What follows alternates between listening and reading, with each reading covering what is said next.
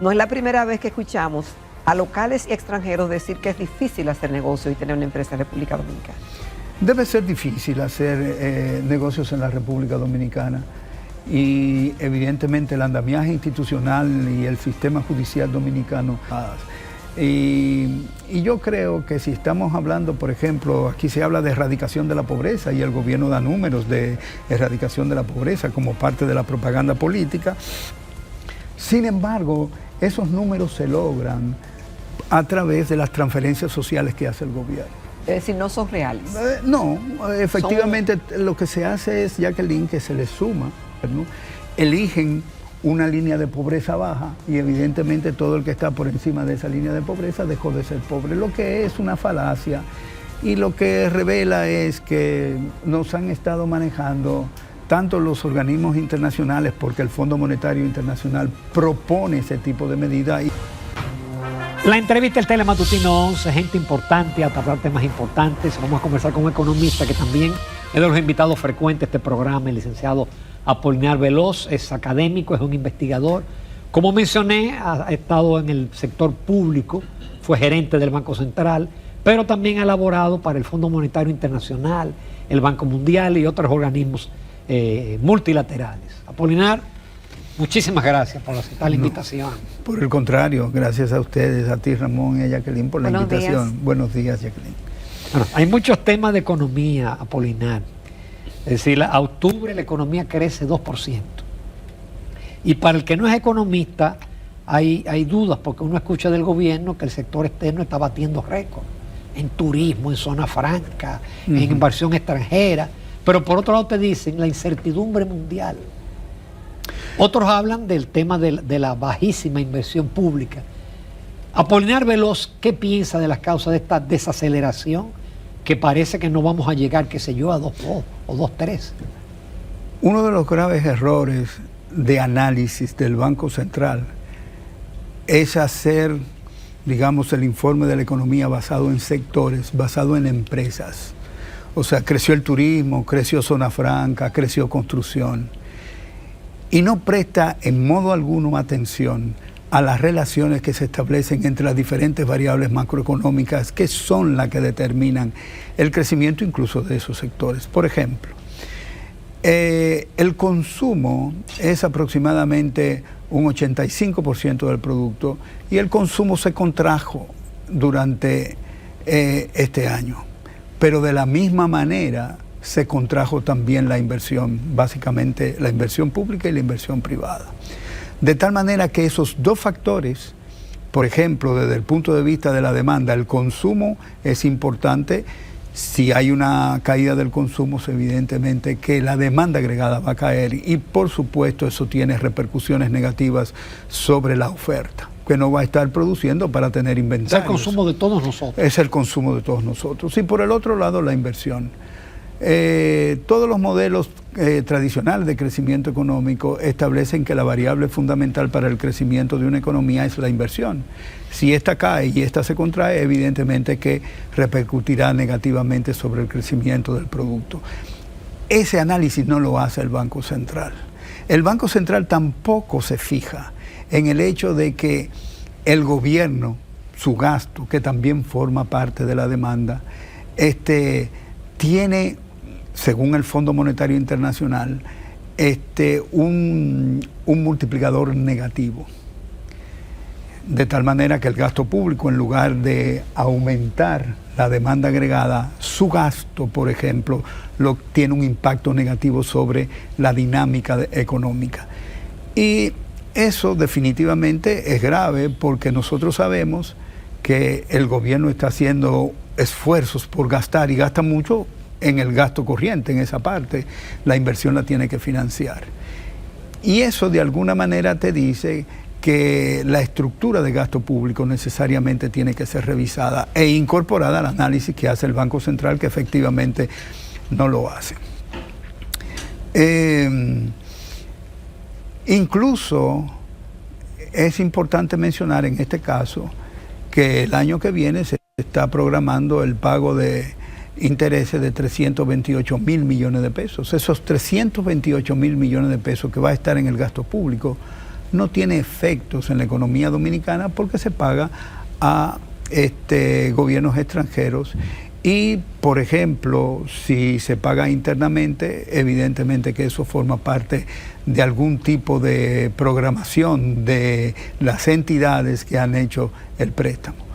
Entonces, desde ese punto de vista, yo pienso que seguir diciéndole a la gente que creció construcción, que creció zona franca, no tiene ningún sentido cuando se deja de lado la importancia de la construcción. No ha crecido. No, pero digo yo, porque sí, eso es lo que hace. O sea, estamos hablando de un reporte de la economía dominicana de los años 60, que se hace por sectores, cuando las variables macroeconómicas, tasa de interés, ¿cómo puede crecer, por ejemplo, la inversión en la República Dominicana cuando tú tienes una tasa de interés activa del 16% en la banca privada? No es posible financiar. Bueno, tal vez el narcotráfico, que tiene unas tasas de ganancias extraordinarias, puede pagar esa tasa de 16%, pero eso es grave. El Banco Central dice que tiene una política de metas de inflación, donde fundamentalmente el elemento central de esa política es la tasa de interés.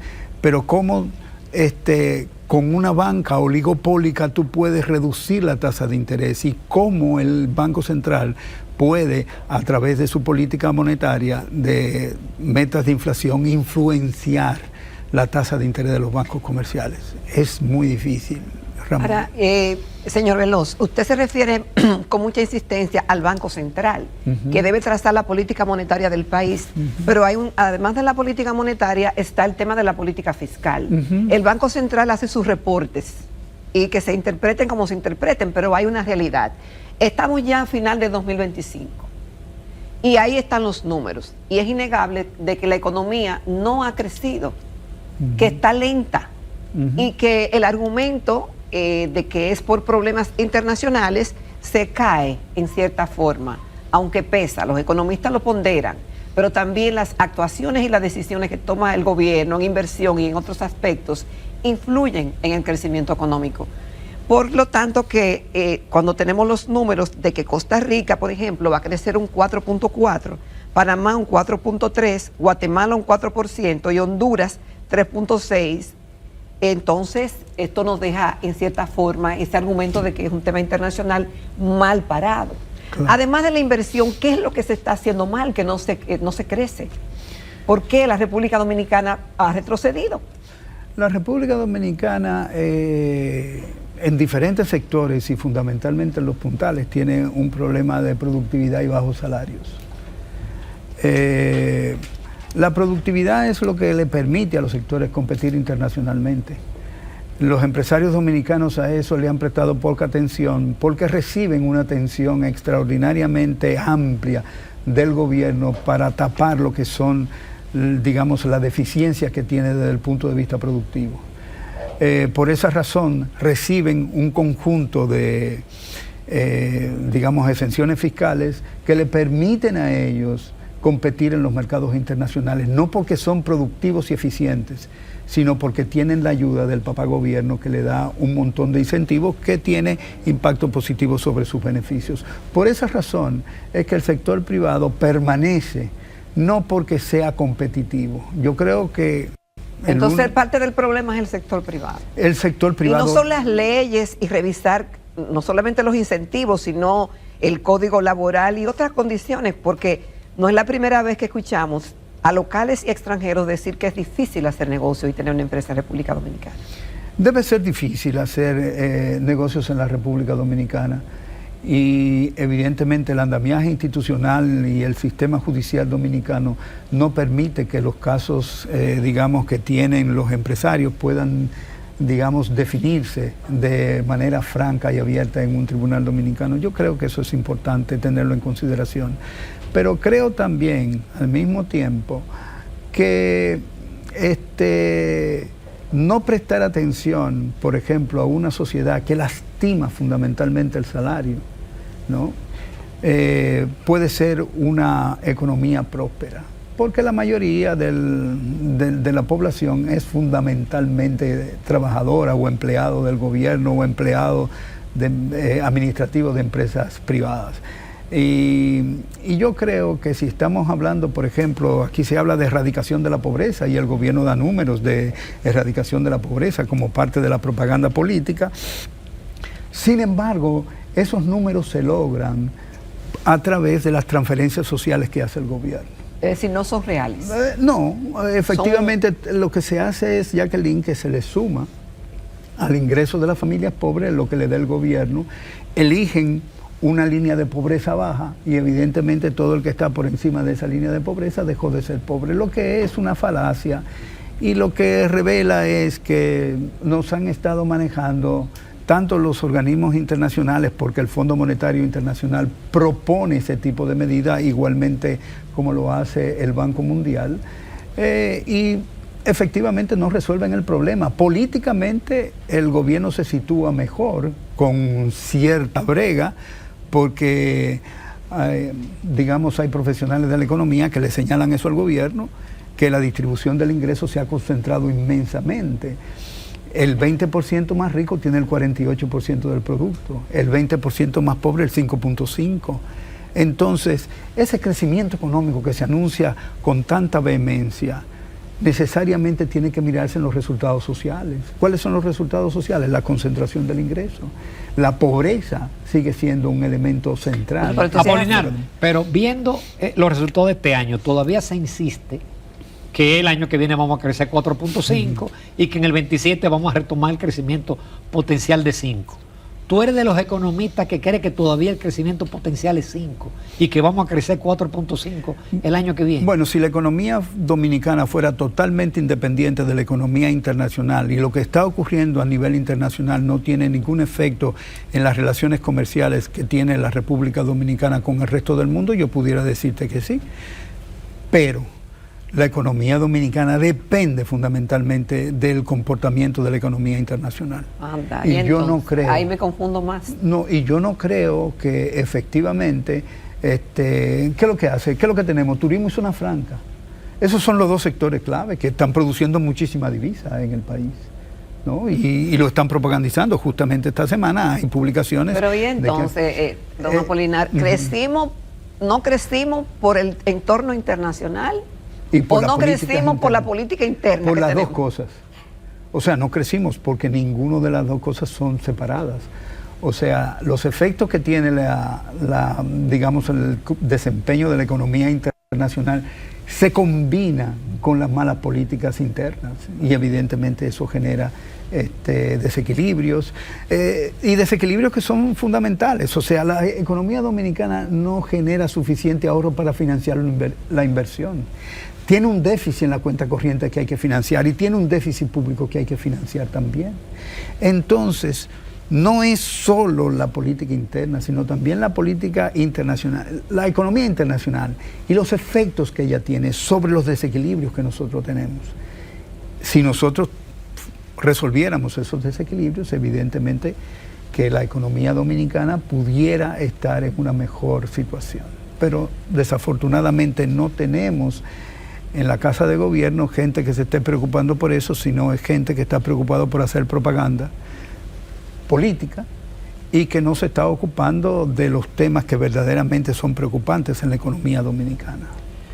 Con tu permiso, Apolinar, y los amables televidentes, interesantes, nos vamos a una pausa comercial, regresamos ahí rapidito. Continuamos esta mañana en Telemontatino 11 conversando con el licenciado Apolinar Veloz, gerente del Banco Central, economista, investigador y académico. Don Apolinar, usted decía que el tema del crecimiento, de que crecemos, pero que hay sectores que se quedan rezagados y que ese crecimiento no se desparrama, pero eso no es ahora.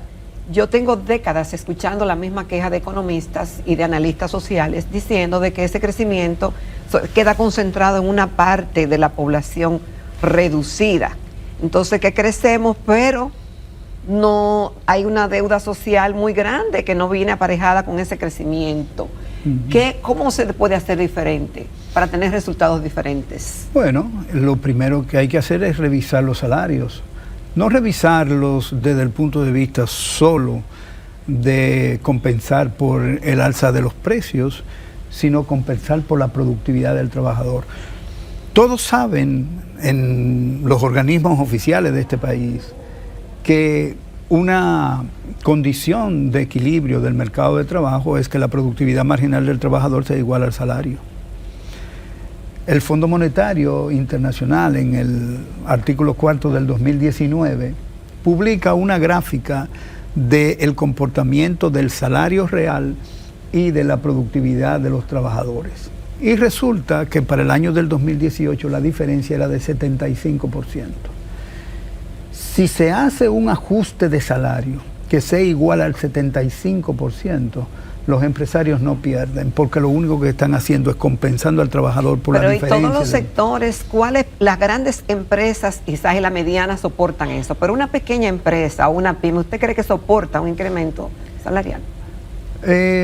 Habría que verlo, eso hay que tomarlo caso por caso, porque hay pequeñas y pequeñas empresas. Ahora bien, en términos generales, la pobreza dominicana se expresa fundamentalmente por un bajo salario. Porque el tema es que cuando aumentan los salarios aquí, los empresarios no quieren perder y suben. No, pero eso servicios y cosas para compensar. Eso es así, pero los empresarios no tienen razón. Porque si ellos le pagan por debajo de la productividad, cualquier ajuste de salario que hagan, lo único que hace es que le dan menos, no del beneficio, porque el beneficio que ellos tienen es una tasa que ellos colocan sobre el costo total que ellos incurren durante el proceso productivo. Pero lo que ellos no le pagan al trabajador por la productividad, entonces ellos se lo quedan. Y lo que están, y no pueden subir, digamos, la tasa de ganancia, porque la tasa de ganancia es fija, supuestamente para compensar el alza de los salarios, como si fuera inflacionario. El salario solo es inflacionario si la productividad marginal del trabajador es igual al salario real. Si en esas condiciones se produce un aumento de salario, sí es inflacionario y sí los empresarios ajustan su markup, su tasa de beneficio. En Minneapolis, la Reserva Federal, justamente el año pasado, hizo un análisis sobre cuáles eran los elementos que determinaban la inflación en Estados Unidos y llegó a la conclusión de que era el markup. Es decir, que los empresarios ajustaban su margen de beneficio a lo que ellos entendían que debía ser, y eso era lo que estaba generando inflación, no el salario. Está bien. Entonces, en ese sentido, la República Dominicana tiene un problema de pobreza y de distribución del ingreso serio, muy serio. Y solamente cuando tú ves el índice de Gini, es decir, que mide la concentración del ingreso, te das cuenta de que la concentración del ingreso es brutal.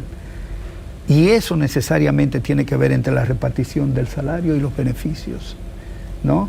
Renta de la tierra, la renta de la tierra, yo no sé cómo se está manejando en el campo ahora mismo esa variable, pero efectivamente eso es lo que está ocurriendo y los datos están ahí, los datos oficiales. Y el fondo incluso lo señala, lo único que el fondo solamente pone la gráfica y no le dice, no le recomienda al gobierno que hay que hacer una revisión de los salarios. Apolinar, a pesar de que el Banco Central ha mantenido desde junio una política expansiva, y uno lo ve en los agregados monetarios que están creciendo más que el producto nominal. Sin embargo, no ha logrado estimular la economía. Como tú señalas, la tasa activa no baja, la pasiva sí bajó muchísimo. Claro. Bajó. Es decir, la tasa a que le pagan al depositante ha bajado como 300 puntos, pero la activa, que es la que el interés que se cobra por los préstamos, esa no. Y entonces hemos tenido altos y bajos en las subidas y bajadas en el tipo... en el tipo de cambio. Incluso el propio informe del fondo reconoce que la llamada, el mecanismo de transmisión de la política monetaria no está teniendo la efectividad de otros años. Claro. ¿Por qué? Es que la banca es oligopólica y decide mantener su margen de beneficio. Si, Ramón, tú graficas, por ejemplo, el comportamiento de los préstamos y depósitos, te darás cuenta que los depósitos son mayores que los préstamos en la banca desde el año de 1990 hasta la fecha. ¿Y por qué los bancos no prestan si esa es su actividad fundamental? Entonces, el asunto es que aquí hay 3 bancos, 4 bancos que dominan todo el sistema de más de 20 instituciones financieras. Y esas son las que deciden si la política monetaria tendrá o no efectos sobre pero que las tasas de antes cuando el interés. banco bajaba la tasa de política, bajaban los intereses. Sí, pero bajan los intereses, pero como tú dices, la pasiva. Porque ellos lo que hacen es, si hay un ajuste de tasa de interés, ese ajuste de tasa de interés no puede afectar el margen de beneficio y no lo puede afectar porque eso es una banca oligopólica.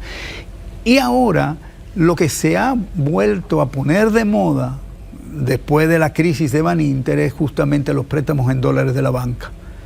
Que el Fondo Monetario está señalando, hay que tener cuidado con eso porque eso entraña riesgos. Estamos hablando de que vienen inversionistas, por ejemplo, a hacer un hotel o lo que sea, y se están financiando, en vez de traer sus dólares, se están financiando con los dólares de la banca local. Claro, porque la tasa ¿Qué de daño hace eso a la economía? ¿O cómo nos engañan, en cierta forma? No hay un engaño, o sea, la banca hace negocios, o sea, presta en dólares, lo que pasa es que la moneda local es pesos.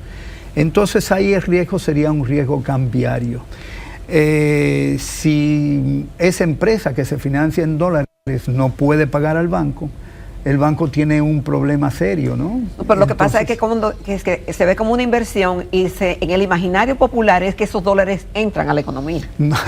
No, esos dólares no punto. entran. Esos dólares han sido generados por la economía Pero se dominicana. computa como inversión extranjera. Bueno, lo que pasa es que ahí se ve la nacionalidad de quien hace la inversión.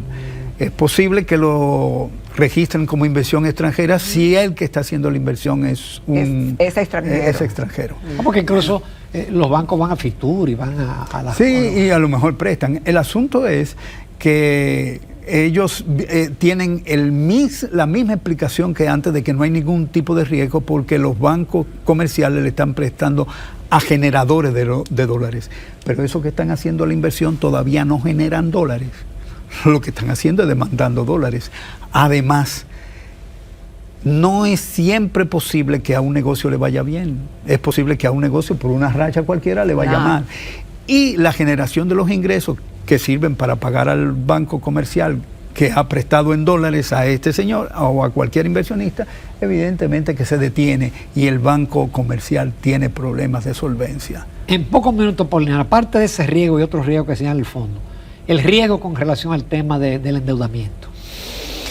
El riesgo del endeudamiento público, normalmente ellos le dan, digamos, poca importancia.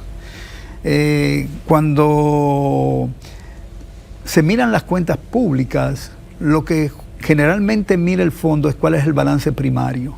El balance primario es de menos 0.2, o sea que ni siquiera es suficiente como para pagar los intereses de la deuda, que son altos. Pero, sin embargo, fíjate que en el informe del Fondo Monetario no se hace ninguna referencia a este elemento, sino sencillamente todo está muy bien. La República Dominicana está en una cámara de financiamiento, o sea, cámara de oxígeno financiada fundamentalmente por recursos externos, y el Fondo Monetario ve que las posibilidades de crecimiento que tiene la economía dominicana, y esto lo pongo entre comillas, es suficiente como para generar los excedentes necesarios y pagar los préstamos internacionales. Pero eso se hace constriñendo el resto de las actividades que desarrolla el sector público. Porque digamos, la bienvenida que tiene la República Dominicana cuando coloca instrumentos financieros en los mercados internacionales es porque paga independientemente de cualquier otra cosa. Si se tiene que empobrecer la población, el gobierno paga. No importa qué pase, por esa razón tiene la calificación que tiene de más o menos BB positivo, que no es buena, pero le permite siempre tomar préstamos internacionales. Le siguen prestando, porque sencillamente, acuérdate, en el año 16, ¿cómo le cobraron a República Dominicana? Con una cañonera, ¿no? No, ahora no. Ahora se creó el Fondo Monetario Internacional, el Banco Mundial, y ellos se encargan de cobrar. Y esa gente cobra de verdad. Apolinar, como siempre, te felicito. Yo creo que tú eres de los pocos economistas que dice las cosas con sencillez, con claridad y con, si se quiere, hasta con valentía. Ya, gracias Ramón. Muchas gracias. Gracias, Jacqueline.